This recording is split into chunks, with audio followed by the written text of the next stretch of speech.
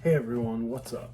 Time for a throwback review to 2019's stellar album by Mr. Harry Styles entitled Fine Line. I wanted to start reviewing his other two albums before Harry's House came out, and I recently bought this on vinyl at Target. Fine Line is an album that I had a lot of history with. I thought it was just blew me away when I first heard it. I was never really into Harry's solo career, never really into a lot of the One Direction solo careers because, come on, that's girl music, as I thought. None of it was good, you know.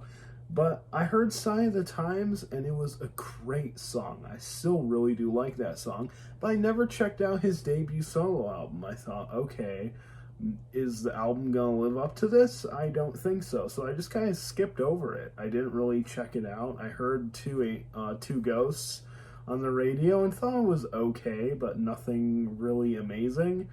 And then this album came out in 2019. It was my third favorite album of the year. It's actually gone up. This might be my favorite album of 2019, just based on how much I've listened to it. Um, but yeah, really, the years that followed, I got into his debut album, and I really did enjoy it. Harry Styles is a artist who I think is very talented, and I think a lot of people just go, "Oh, he's only popular because he was in One Direction and the boy band image," but he really never embraced that. It seemed like he was always his own person, even in the songs he wrote by himself in the group. You know, he wrote a lot of the lyrics. He was always his own, even if he did enjoy being in that band. And on this record, we saw Harry in a much different state of mind than his last one was. Well, his first album was reflective and celebratory, but also kind of somber. This album is this strange concept that we go through. We go through a lighter period with the first four songs. We go through a really heartbreaking period in the middle, and then we have some reflective stuff in the end. Fine Line is a title that almost seems like it's something that's definite. You know, it's the way it is. You know, this is how it's going to be. And I really like the title of this album. I think it fits a lot of these songs. I think the aesthetic of the record definitely bleeds through. The first single we got in 2019 was Lights Up, a song that I really didn't care for when I first heard it. I thought the structure was weird. I loved the bridge when the chanting "shine, step into the light" comes in. I liked that part a lot, but I never really cared for that one. And then we heard the magnificent Adore You, and that sold me for this record. And before I get into the track list here, I just want to say that this album probably had the stronger of the singles, in my opinion, other than Sign of the Times. I really don't feel like a lot of the songs on his debut really fit being singles. Definitely Kiwi. I mean, Kiwi is a fun song, don't get me wrong, but I mean, lead single or one of the big singles, I'm not sure I would do that, but hey, that's Harry's marketing. He released it as a single. It is a great song.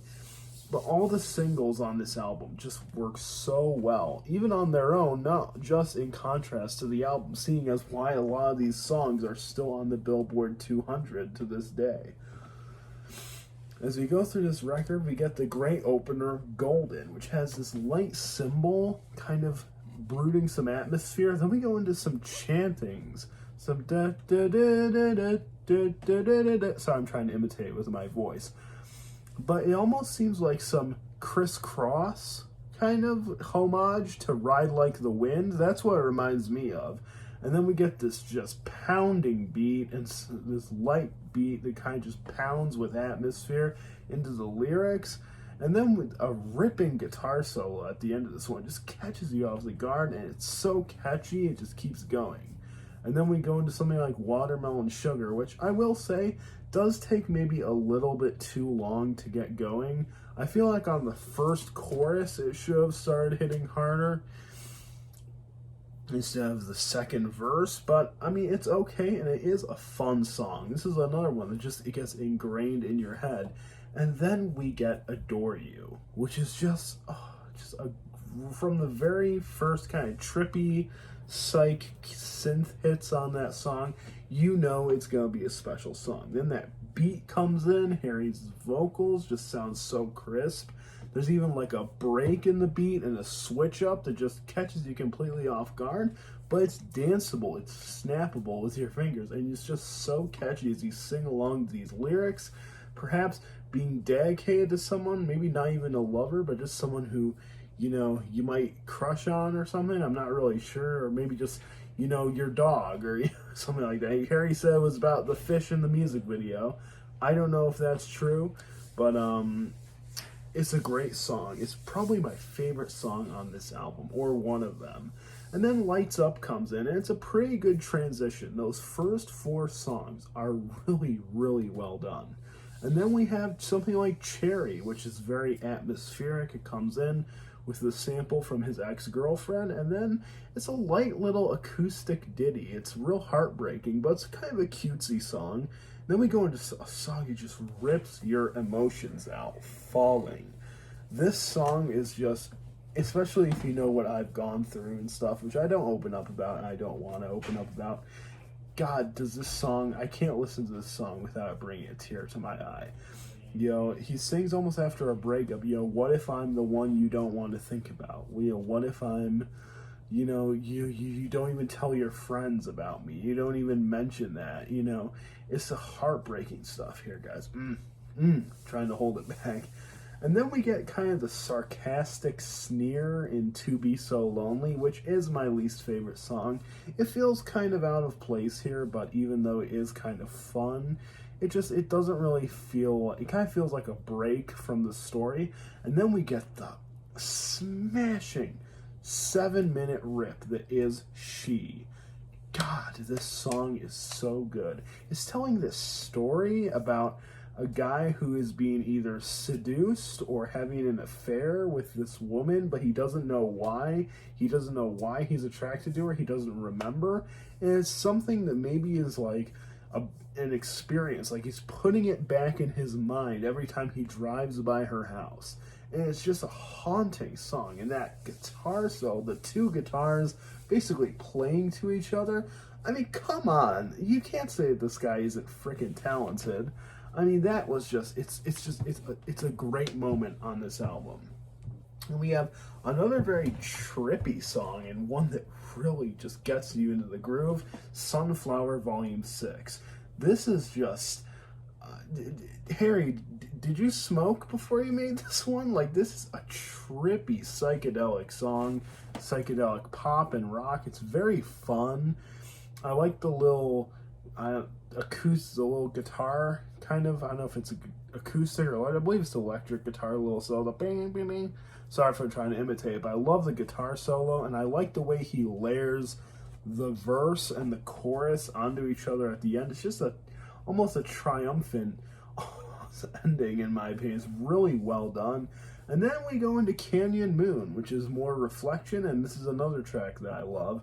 There's something about Harry maybe singing about his past. Maybe Canyon Moon is how he describes a place he went as a kid.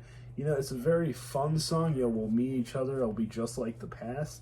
And then we go into Treat People with Kindness, which is a song that a lot of people have some certain opinions on. You know, oh, this is just a song you put in there to be an LGBTQ plus anthem, which I really don't think it is. I mean, it's cool if they want to use it as an anthem. You know, it's a very uplifting song for them.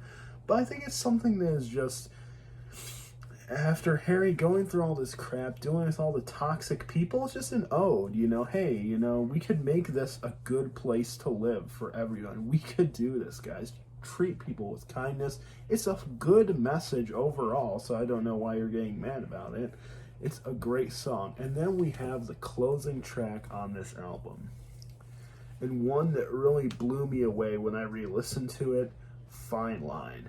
This one I thought kind of just dragged its feet, you know, just does the "will be a fine line" over and over again. But then the horns come in on this thing, and the orchestra just break in, and it's a triumph. It's almost like Sign of the Times, like triumphant, like it's sending this album off on the right note, and I love this track.